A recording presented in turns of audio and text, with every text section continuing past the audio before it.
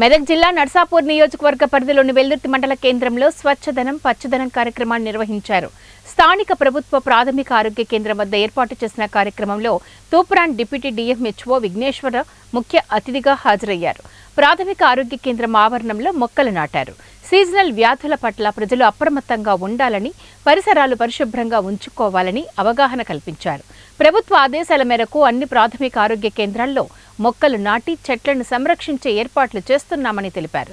కార్యక్రమంలో గ్రామ పంచాయతీ ఈవో బలరాం రెడ్డి, మండల వైద్యాధికారి శిరీష, ఫీల్డ్ అసిస్టెంట్ బోయన్ రాములు, వైద్య సిబ్బంది, ఉపాధి సిబ్బంది పాల్గొన్నారు.